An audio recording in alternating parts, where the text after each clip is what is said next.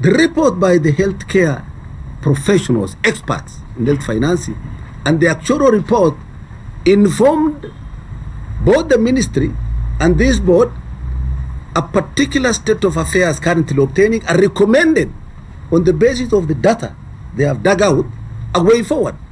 And unfortunately, before we are to consult stakeholders recently, it leaked out and it caused anxiety until the president had to say, wait a minute, can you go back and consult people before you release this report? Recently, we made an audit of a hospital here. Out of a claim of 1.9 billion in 9 months, Tulikuta is only 800 million ambaye ni payment ya genuine. 1.1 billion yote ilikuwa na itilaf. And when we speak about this, they go around the corridors. They are camping at the ministry saying this board, this board. You think this is something that will please those who are getting free money? It will not. In fact, they are yet to do more. A scheme utilization level is 200%. Yani you paid that premium and you have overspent by 200%. That's not sustainable. And the international level is that the utilization level should not exceed 85%. We are at 105%, 2018 data shows. How do we continue? You collect 100 shilling and spend 105. Dunia gani? So, Honorable Shelley, I want us to be quick on this. So, you look at the state of education and state of health, they're very related, but we are so much talking about money, financing, but the service at the health facilities is still wanting. You know, what I'm seeing, whoever that is, I don't know if he's the chairman he's the or vice whoever he is. He's lamenting over things he can do. Let me give him 2 pieces of advice. One, can you change the NHIF cards to be electronic smart cards? Because that way you won't have any fraud. The reason why private insurance companies have the finger biometric reading when you go to the hospital, when you get any medication, is that though that there is no fake persons charging onto the insurance scheme. That's number one. Number two, why has NHIF gone to bed with the private insurance companies? Because today, when I go to the hospital, what the hospital tells me is that my private insurance says NHIF must first pay before the private insurance can pay. Why is NHIF the first point of call? What we should be saying is if Gladys decides to go to a private hospital, then her private insurance is first charged before her NHIF. Also, if I want for certain treatment, I must be forced, if I'm using my NHIF card, to go to a public hospital unless I can show that the public hospital does not have the treatment that is available. Therefore, I go and charge my NHIF card. That way, we preserve NHIF to help those Kenyans who cannot afford to pay. Other simple systems that we can put in. You can say, because Gladys earns a certain income, let me not pay 500 shillings a month for NHIF. Let me pay 1,000 shillings. Because then it means I'm not only paying for my own NHIF cover, but I'm also covering another needy Kenyan family. We've got to find solutions where ourselves we are trying to help out so that everybody can actually achieve universal health care. Yes. When we, the last advice I would say, when you get the police to move to private insurance and stop or risk stopping their contributions to NHIF, that is a lot of money. NHIF will collapse without the police force. If you allow the Teacher Service Commission to move to private insurance and not and risk moving away from NHIF, we lose money. What we must be making sure is all these government entities must remain contributing to NHIF. Right. Okay. Even if, in addition to their benefits, they have private insurance. So we must do all means to preserve NHIF, because at the rate we are going and lamenting when you're a board director, your job is not to lament. Just please put in. I know the reason why they're not putting in these smart electronic systems for NHIF is because the NHIF employees are actually helping steal from NHIF themselves. Honorable Gladwell, Shelley says that the board of directors. Here you have a board of director complain about something that he has the power. Yes, that he has the power to fix. What exactly ails NHIF? Is it a matter of politics or mediocrity from the people that we've put at the helm to manage NHIF? Okay, I want to come to his rescue and say it is important if you have someone who can really raise an alarm over something that's happening within an institution he works in, because it doesn't call for an individual to really change what is happening in NHIF. Okay, so you raise the alarm. You raise an alarm, but what's the solution to what? It's not anything that just has happened today. Right. He has raised an alarm like that. My department, the committee has had it, maybe in Parliament, both houses. The president is also hearing, and many other people who can come to rescue of NHIF. The truth of the matter is this: NHIF has become a milking cow for wrong people. You know. The people who are actually stealing from NHIF have really studied how to go about it. They have done it over years, and seemingly they have been getting away with it. But now it's time to fix issues. Okay. And if it's time to fix issues, we can't leave it to one single-handedly, individuals or people. We have to come as a group and we get to get what fits Kenyans, not what one person wants. Shouldn't President Uhuru Kenyatta be more vocal with what's happening in his ministry? After all, we should all be aware that it is one of his 4 agendas, major one, UHC. And we can't achieve UHC without NHIF. I want to also call for NHIF leadership on the issues of change of facilities, which is going on now, to the members of NHIF, that they are actually not doing enough to create awareness to the members of the public to know how to go about to really fix a facility they want. Writing an SMS is not enough, because my mother can't read those SMSs. Who is going down to make sure that these people get it right? Because they are putting it the deadline to be on 28. Deadline in 28 is about the date, but many people, including and it's low class people. The last one is they have a problem that we also established, that they really pay promptly private sector. Public sector? Public sector, no. They have to claim for months, for years. And even the rates are different. And the rates are different. Okay, right. All right. I wish you had more time to ventilate on this issue. The rich must continue not to feed let's touch on the boundaries. Just to conclude on that, I'd just like to ask Nzinzi, because you're saying that the president should be more vocal on health matters. Really? Yes. The president has put people in positions. So who seem to be failing him? Yeah. So yet he has when you say vocal, in less what than else? 2 years. He can't come down for the new minister as well. Mutahi Kagwe has to do a lot more.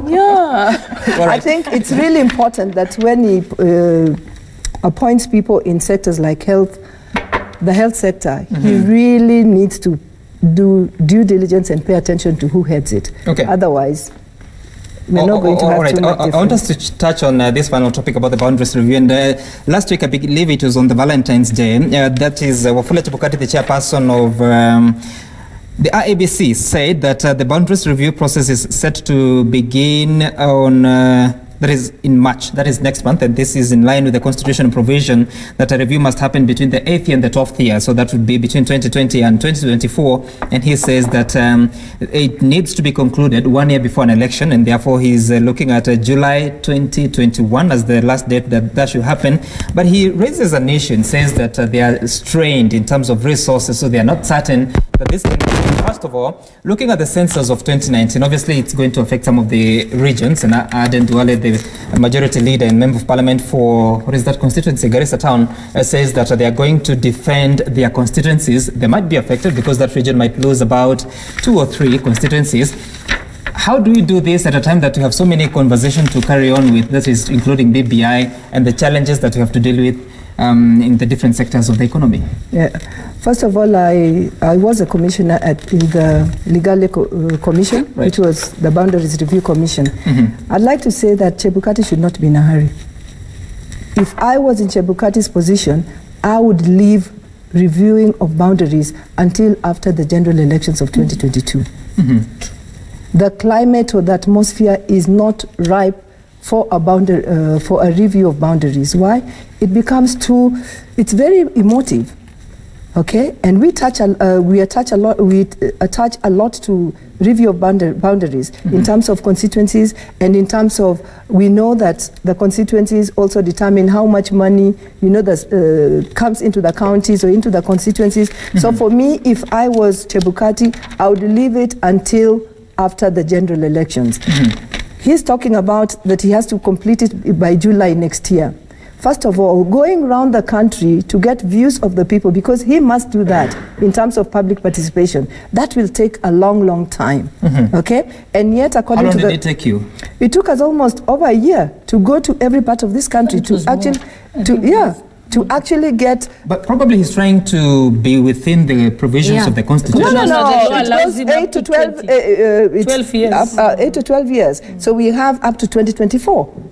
So why not wait to the outer year? Why not do elections? Let me remember that Chebukati's commission was appointed in January 2017. He doesn't have to. When Chebukati leaves, the commission still exists. It doesn't have to be him. The term expires January 2023. Yes. If he is to start after the 2022 elections, and there might come issues of appeals, how does he manage to do this review within 2023, 2024 at a time that the commission is supposed to be going through? He can even start immediately after the elections in 2022. Sure. And remember, but in January 2023 he leaves. No, just remember, Chebukati is not the commission. Chebukati is a man. And he's leading the team. He's not the commission. So somebody else will come into his place and the commission will do the job. For example, when I was in the Ligale Commission, we started the process, but we didn't finish the process. The process was completed by the current IEBC. Right. So Chebukati is just an individual, but the institution will still exist.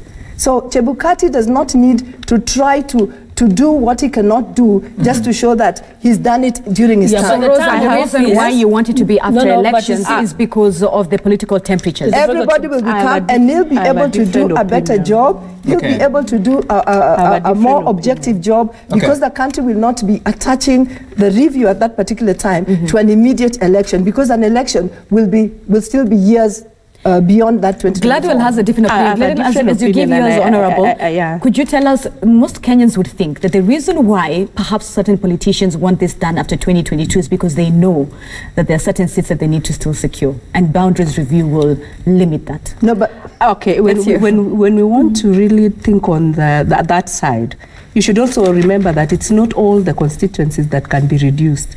In some other counties, wards might be increased because of the vastness. Right.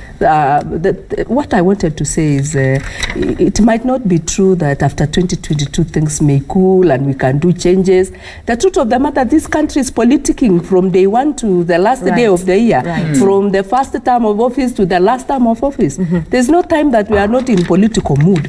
So there's no time that this thing cannot be emotive. Okay. So if we really want to beg that after 2022 things will be different, I doubt. So you're for the boundaries review now. Honorable Priscilla, you come from the Equality Commission, and I want to be very fair in this question, because the current constituencies are based on the 2009 census results. We now have results from 2019. If we go the way they are suggesting, then that means that the first constituencies under the 2019 census would be in 2027. Those will be 8 years late. So we'll be serving Kenyans based on wrong numbers per se.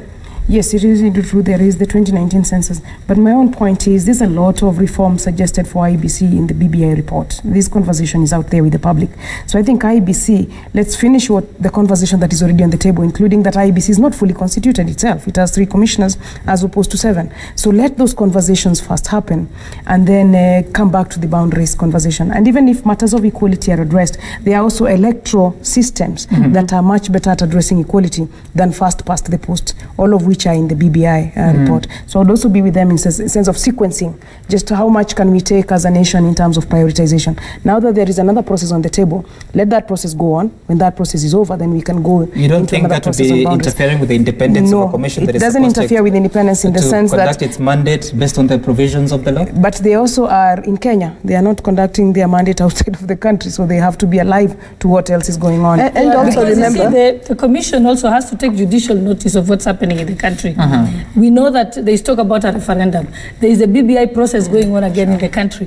The Electoral Commission has not increased the number of registered voters since the last election. Remember, they are supposed to be undertaking continuous voter registration. They are not doing. I did ask for the register, and I was told there is not many people who have registered. So the numbers are more or less the same as we had in 2017, which means there has been no aggressive process, even though many young people have turned 18. So what IEBC should be doing, they are not even capable of undertaking their normal day-to-day jobs, which is continuous voter registration, that is your voter education. But I'm not sure you are certain that that is the correct position about. I have communication about it because I did ask for it. And they did appear before the Committee on Justice and Legal Affairs Committee on that point. And the other point also that is very important, that should not be forgotten, is that the IEBC only has 3 commissioners instead of 9. Yes. So what happens is, do you really want to trust something as big as that to those commissioners? So what we should be doing is going, and there is also some electoral reform suggestions of legislation that is currently before the committee that where I sit.